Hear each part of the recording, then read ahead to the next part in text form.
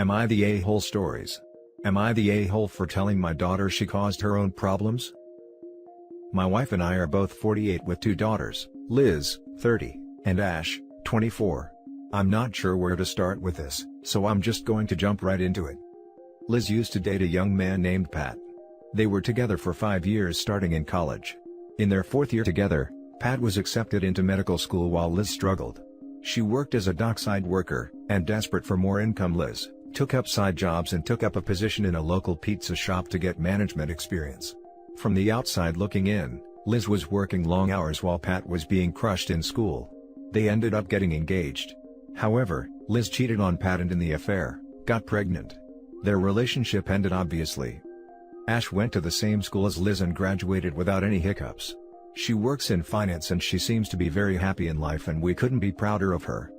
Last year, Ash approached myself and her mother about a guy we knew she had met. It was Pat, and they had met while they were both working.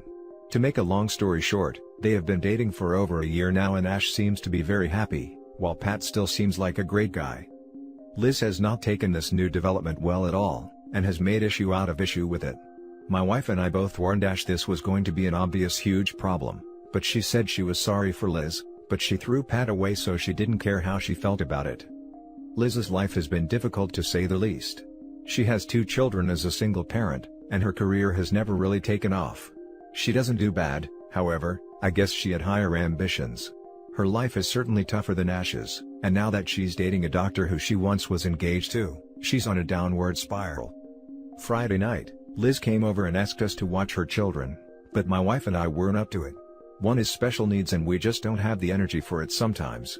She had a meltdown where she unloaded her emotions on us, and I told her that her problems are her own fault. She chose her degree, she chose her job, she chose to cheat, she chose to have kids and be a single mother. These were all her choices, and I for one am sick of hearing how bad her life is all the time. Am I the a-hole?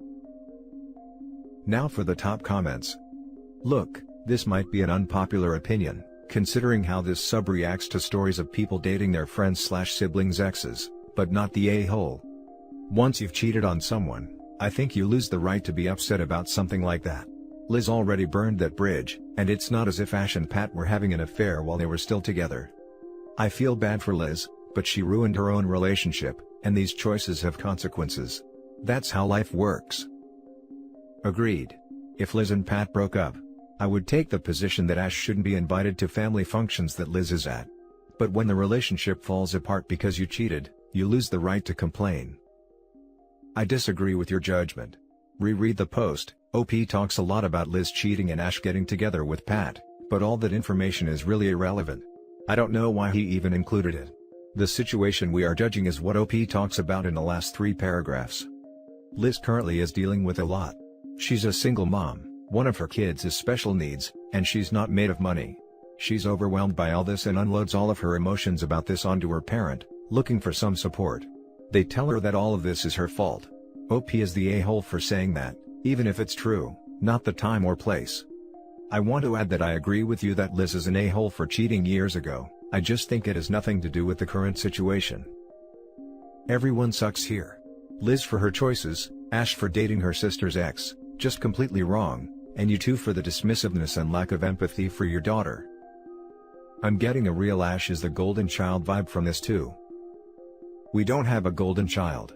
When Ash started dating Pat, we cautioned her against it, and told her that we would not allow Liz to be uncomfortable at family functions.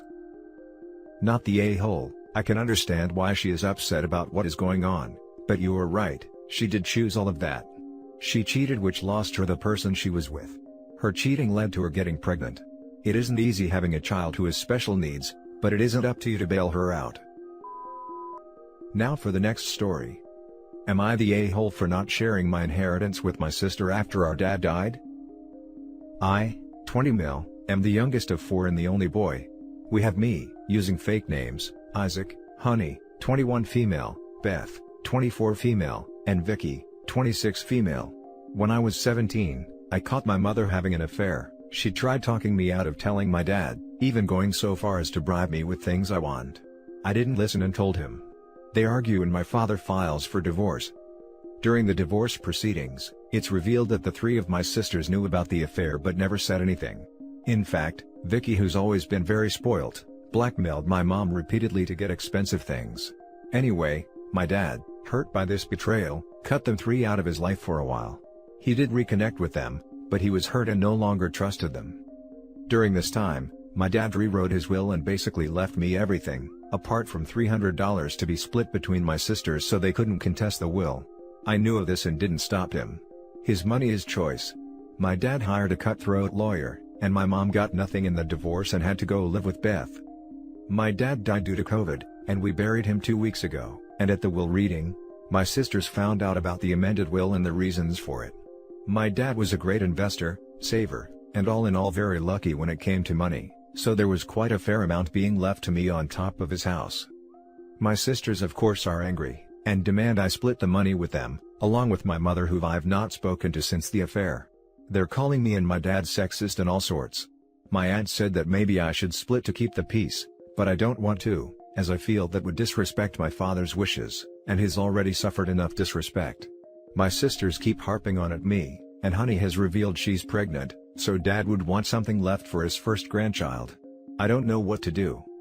Am I the a-hole for not splitting my inheritance with my sisters? I don't think so, but others are saying I am and that there is children too. Now for the top comments. Not the a-hole. Your sisters made their choices. Your father made his. Reap what you sow and all that. Oh, and condolences on your loss. Thank you. Exactly as posted above. Your dad made his choice and you stuck by him and showed him you were loyal. Just out of curiosity, did your sister try to be in his life after the divorce or want any part of his life when he cut them out? If not, that shows how much they cared about their father, and now only want his money because they were left out. Not the a-hole. First, they manipulated mom into getting what they wanted, and now they are trying to do the same to you. When people show you who they are, believe them. Your dad was of sound mind when he wrote it. He even went so far as to prepare for any contest to his wishes. Trust your dad and don't give them a penny, not even the pregnant one. You didn't knock her up, not your problem. You open that door and she will show up wanting money for nursery, medical bills, until you are paying for her kid too. Do not open that door. Also, keep in mind, whatever you do for this baby, will become the minimum expectation for all future grandchildren of your father. Not the a-hole, I'd buy a nice baby gift and call it a day. Not the a-hole. If you do think your dad would have wanted something for his grandchild, then maybe set aside an account for that child that goes towards its college fund or something. Not something the mother can touch though. They are his children. His children that betrayed his trust, making it all the more painful for him. Definitely shouldn't be sharing any of it with your mom. True, that's something I could do for my niece/nephew, if my sister isn't lying. The next story is titled, Am I the a-hole for continuing to let my ex-wife's autistic brother live with me after our divorce? My 42 male ex-wife, 44 female, and I recently separated. We were together for 26 years. We met in high school, and during that time her parents became unable to care for her brother Brody, 34 male, who is autistic.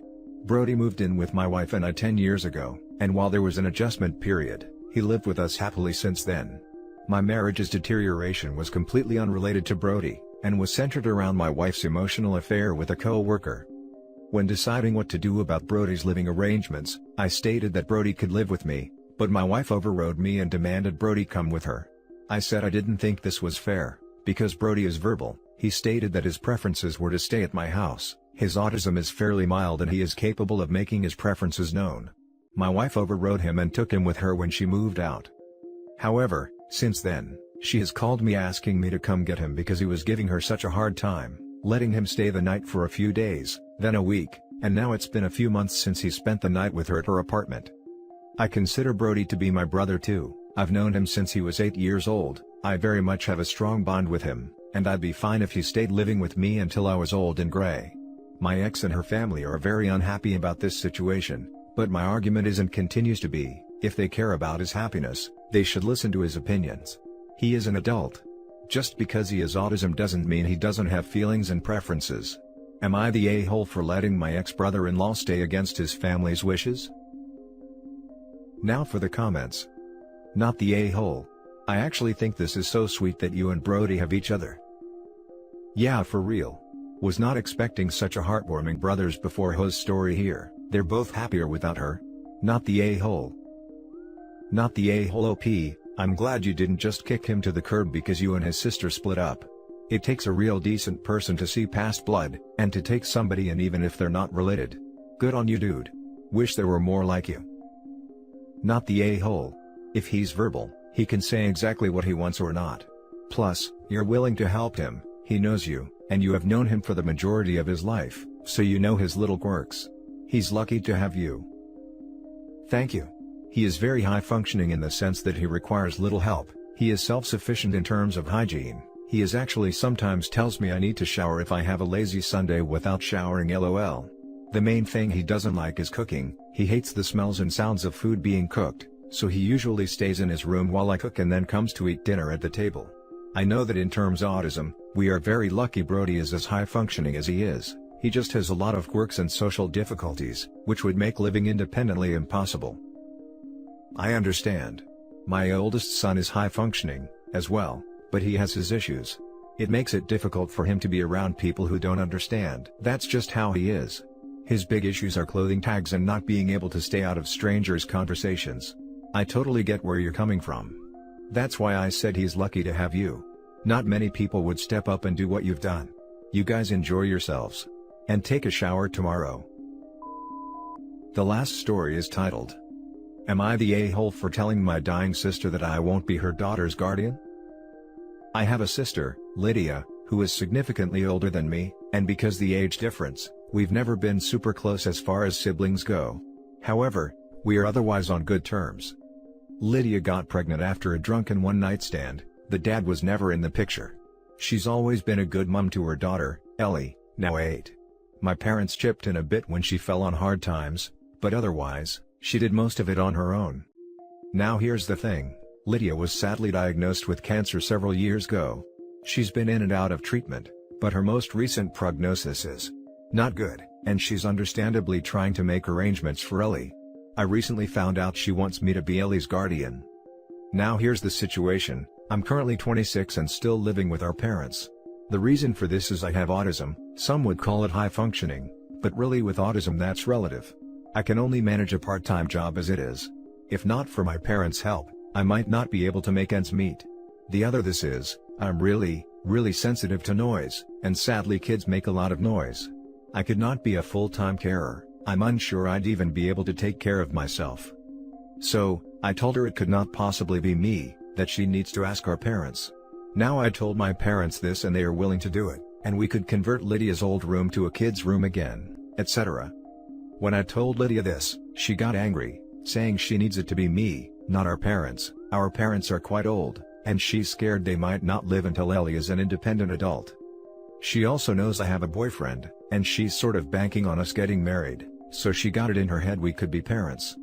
I told her that I simply cannot take that responsibility, that I am already incredibly anxious about how I'll manage myself after our parents will be gone, let alone with a child. I told her that if she doesn't want our parents to do it, she needs to find another candidate herself. She started screaming at me, about how I am selfish and how our parents always helped me more and that I needed to give something back. I understand this is frustrating to her, but I feel my parents have been good to both of us, I just needed more help with my disability. I told her I understand this must be very painful for her, but I'm really not the person for this. She slammed the door on me. P.S. Of course I would help if Ellie came to live with us, I just do not want full/legal responsibility. Also, I need to be able to isolate if she'd overstimulate me. Am I the a-hole? As people asking for ages, they're 8, Ellie, 26, me, 40, sister, and 67 mom and 74, dad. Now for the comments. Not the a-hole. I get why your sister is understandably freaking out and upset right now, honestly, cannot even imagine what she's going through. But trying to force parenthood on someone who is unwilling and with a disability, isn't the right thing to do. If she gives custody to your parents, you will be there in the home, presumably doing what you can for this grieving child anyways. This is a horrible situation and I don't envy it. Maybe you all have cousins or someone else who is in a better position to take the child at this life stage. This, not the a-hole. I would also add that you know your abilities and limitations better than anyone OP, therefore, your sister should really give some weight to your views on this. No a-holes here. Your sister is dying and desperate for someone to take care of her little girl. I can't imagine going through this. I couldn't imagine how she feels leaving her daughter alone in this world. I know it's not her responsibility, but that poor little girl. This is heartbreaking. Not the a-hole. You have the right to refuse the guardianship of anyone for any reason or no reason whatsoever. Your sister is in a tough place, but that does not give her license to say you must do this for her. Your autism and living situation would also be considered by the courts before granting this, by the way. So, she might not get her wish even if you accepted. The answer you gave, no, is thought out and valid. Stick to it and don't let it keep you up at night. And that's it for this video, guys. If you have thoughts to share, leave a comment below. Don't forget to hit like and subscribe if you like this content. I'll catch you in the next one. Good day, everyone.